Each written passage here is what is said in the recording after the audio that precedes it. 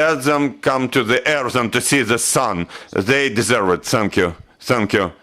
Hanna Ivlieva, husband of a warrior. Good afternoon, dear audience. I'm in the military, I'm with the Marine, and in Azovstal steel factory there is my husband who is with the Marine, my commanders and my comrades in arms. They have been the first people who went into combat action in this war, and now they're in Azovstal jointly with other units. We are proud of all those defenders of Azovstal because they have showed that they are stronger than steel which was manufactured in that factory. They recorded in the history how the warriors should look. They haven't betrayed their oath of allegiance. They resist till the very end, and we don't want for them to pay with their blood at that end. We want to be heroes and to be alive so that other generations would look at them and just use their experience, learn from their experience. Today, I'd like to thank all world media, all world leaders, global leaders who help us in resolving this issue of extraction and in sharing information. But today, we appeal to Xi Jinping. He is economic partner of Putin, and Putin can enter into dialogue with him. So we do ask Chairman Xi to run this productive dialogue and to use that extraction procedure to take our warriors into a third country, which may be Turkey. President Erdogan is not against this extraction. So we'd like to draw your attention to it, and we'd like to ask you, I think that the world shares our views. Azovstal has been a hot spot of the global scale, and I think everybody will help us. Thank you, thank you. Yulia Tarasenko, husband of our warrior. Good afternoon. I'm a wife of an officer, border guard officer from Donetsk border guard unit, which is in Azovstal steel factory in the city of Mariupol at the moment. My husband wrote to me saying that if there is hell on earth, I have seen it. That's what he said. Servicemen of Mariupol city garrison proved to the whole world that they are stronger than steel.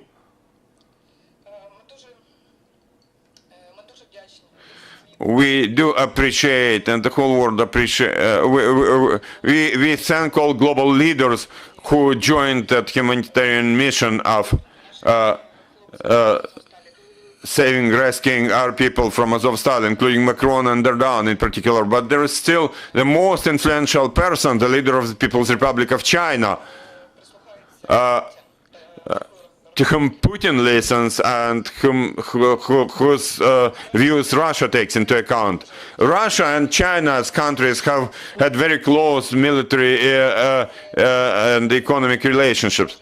And this is a person whom Putin cannot resist. So we ask Chairman Xi Jinping to join as an intermediary those negotiations for humanitarian mission, for extraction, for rescuing of our servicemen from Azovstal steel factory to the Republic of Turkey. Thank you. Dear colleagues, you can now ask your questions. You're welcome to raise your hand and please speak into the microphone. Any questions?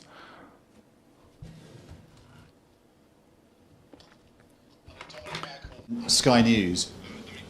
China says that there are no limits to its friendship with Russia. Why do you think Xi Jinping will help you?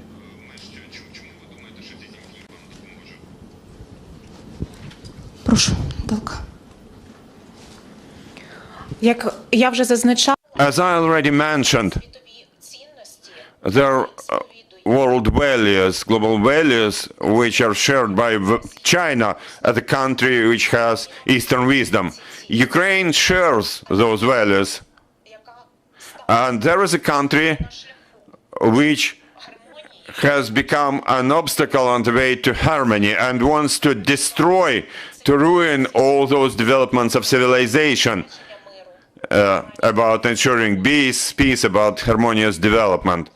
So, we count on Xi Jinping as a guarantor, as a guard of those global values. Thank you. Any more questions?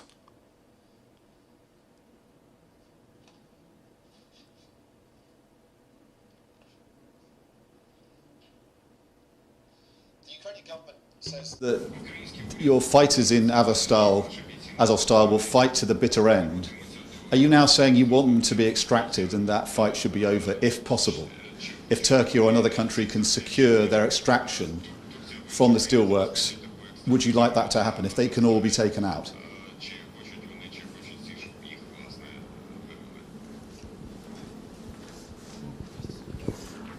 Добрый день еще раз.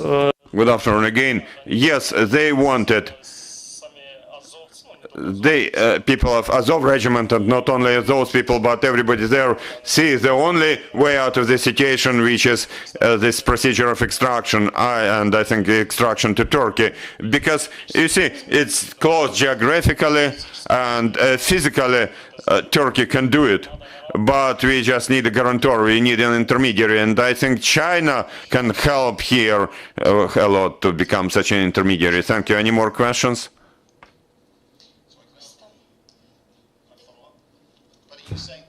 Want to be extracted. The fighters now want to leave.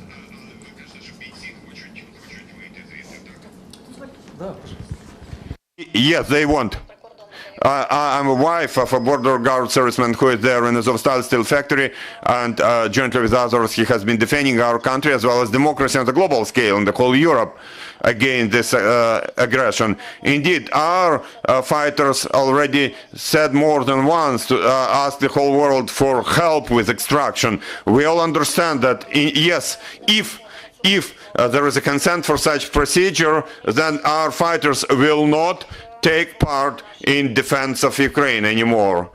Yes, President Recep Tayyip Erdogan of Turkey, he is ready and willing to accept our fighters, our guys, our girls, our defenders in his country. But I'd like to emphasize again that we now appeal to Xi Jinping, who could join this process to become a negotiator in this process.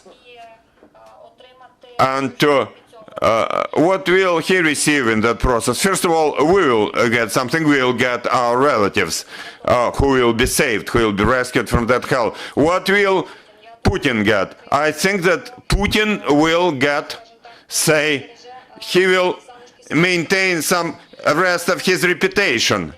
What will China get? China will get into the world history as a country who saved people, who rescued democracy, who will help save the peace of this world. Thank you. I'd like to add something, if I may.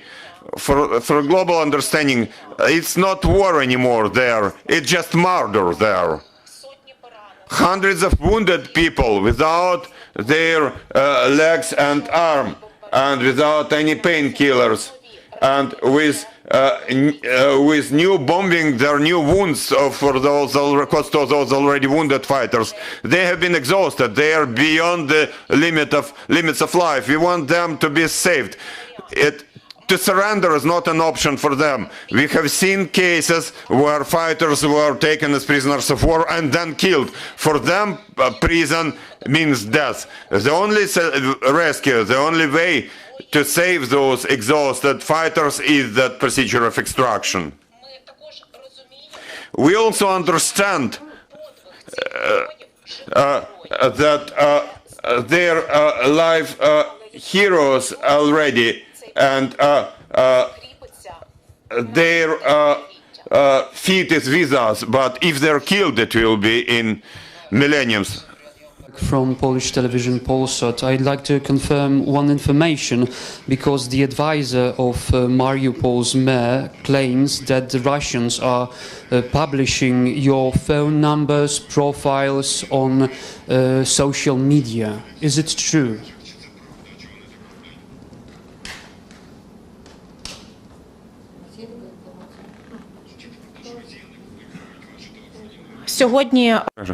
Today, one of my friends who is in a hotspot in Kharkiv wondered whether I'm alive, because indeed there has been this information. I can tell you that I am active on social media, and sometimes it happens that Russian bots emphasize something. They try to exercise pressure on us, but we respond with the spirit of our fighters. We are strong. We are strong. Thank you.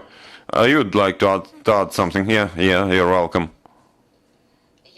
I would like to add about Azovstal, about the previous question. For you to understand, in Azovstal, there are no healthy fighters. There are heavily wounded people and mid-range wounded, but guys are still fighting. Some people have already been wounded 3 times, but they're still going to combat. The only people who don't go into combat are those who don't have their limbs anymore, or those who cannot stand up, who cannot be standing. So we ask Xi Jinping to help us. Thank you. Thank you. Any more questions? You're welcome. I'm Diana Palada, New York Times. I have 2 questions. First question is this: in your view, is the Ukrainian government doing enough for your relatives in Azovstal? And my second question is, which top leaders of national and international level have been involved in negotiations, and what are your impressions from the results of those? Our government has been doing everything possible and impossible to get our people released from Azovstal. But you have to understand that Putin is a terrorist. For him, civilized countries are not any authority, source of authority. So there is pressure on Putin only from his economic partner, namely Xi Jinping. All the other leaders to whom we applied, they had negotiations with him, but we have to understand that those leaders are helping Ukraine, and Putin doesn't like it. Thank you. More questions? Today, the government, and I'm sure everybody in Ukraine, supports us and supports the rescue of defenders of Mariupol. I am also asked the media to support us. Dear journalists, it also depends on you today whether this information will get across to esteemed Xi Jinping. Please make maximum efforts to that end. Thank you. Thank you. Thank you. You're welcome. What would you say to people who say that extraction is the same as surrender?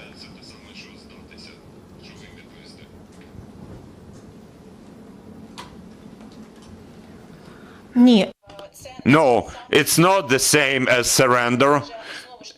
Again, to surrender means to go into prison, and it means to be killed.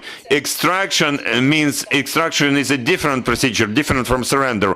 Extraction means that people, those fighters, will be taken into the territory, extracted into territory of a different country under guarantee that they will not participate in combat action anymore until the very end of this war. And basically, I can tell you that in any case, there have been so much wounded, so much injured, that they just cannot resist it anymore when they are shelled from all types of weapons. And we ask the world to get involved in this process, to become guarantors, so that in the process of evacuation from Azovstal, our fighters will not be killed. That's precisely our appeal to countries worldwide. I'm the wife of a Marine, and when there was still some communication, I asked my husband, maybe you may want to surrender. He said, if we surrender, it's the same as we just go out and we are killed, shooted to death. There's no guarantee that if they surrender, they will remain alive. The only option is the third party. Thank you. Thank you. Any more questions? 1 second, if I may. Surrendering is humiliation for our people. They will not surrender. Extraction is not the same as surrendering. It's an alternative. It's an alternative for them to remain alive, because if they become prisoners of war, there is no guarantee that they will survive. But extraction for us looks like rescuing of our fighters, our defenders. Will there be any official appeal to the leader of Chinese state, and who will originate such appeal? Some organization or some state authority or who? Thank you. As far as I know, our leaders of our country, our political leaders, our politicians, have already sent an official letter to Xi Jinping. And we hope that very soon he will receive that letter, and we hope that he will join this process of negotiations, and that he will help us in this difficult procedure. Indeed, here in this briefing, we also, with your help, dear journalists, global journalists, we also appeal to Xi Jinping, we apply to Xi Jinping, and we hope that you will get our message across, you will get our wishes, our appeals to Xi Jinping. Also, we will be sending letters personally from families, from family members of our military, and we do hope, really hope, that we will be heard. Thank you. Any more questions? Thank you. Thank you, dear colleagues, dear journalists, for being here with us today, for helping the world, the whole world, to hear about that humanitarian catastrophe which is happening now. Thank you and goodbye. Якщо у вас будуть побажання записатись кимось коментарі,